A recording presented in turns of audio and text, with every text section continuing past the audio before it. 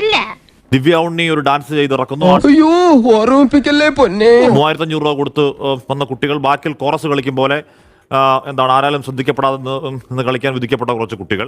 ഞാൻ കുടുങ്ങി ചാർലി, ശരിക്കും കുടുങ്ങി എന്ന് പറഞ്ഞാൽ കത്രയെ പൂട്ട് കഴിത്ത പോലെ. ഇനി നമുക്ക് ഈ മെഗാ ഭരതനാട്യ ഷോയുടെ കള്ളക്കണക്ക് ഞാൻ പ്രേക്ഷകരുടെ മുന്നിൽ കാണിക്കാം. നമ്മളെന്ന് പറഞ്ഞാലല്ല കാര്യങ്ങൾ പോണത്. എന്ത് കാര്യങ്ങള്? 390 രൂപയ്ക്ക് നൽകിയ സാരി നർത്തകർക്ക് 4 ഇരട്ടി വിലയ്ക്ക് മൃദംഗ വിഷൻ മറച്ചു വിറ്റുവെന്ന് വെളിപ്പെടുത്തി കല്യാൺ സിൽക്സ് രംഗത്തെത്തി. വിശാലം എന്താ ഞാൻ പറഞ്ഞത് സത്യമല്ലേ? ഒരു മനുഷ്യൻ ഇത്രയും പണക്കൊന്നും പാടില്ല. ആകെ ലാഭം 1,40,36,000 രൂപ. എന്തോന്ന്?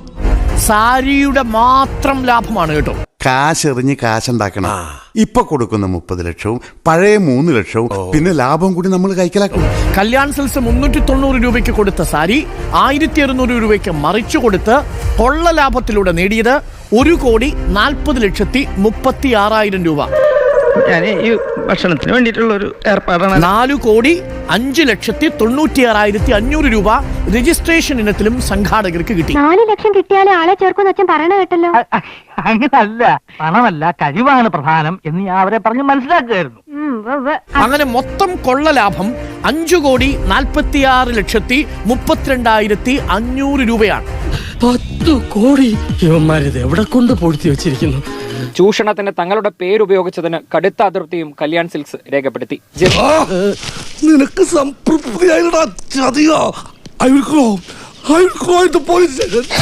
സംഭവം മഹാഭരതനാട്യമാണോ മഹാകൊള്ളനൃത്തമാണോ എന്ന് പ്രേക്ഷകർ ആലോചിക്കും. നാടുണരും മുമ്പ് നാട് വിട്ടോണം.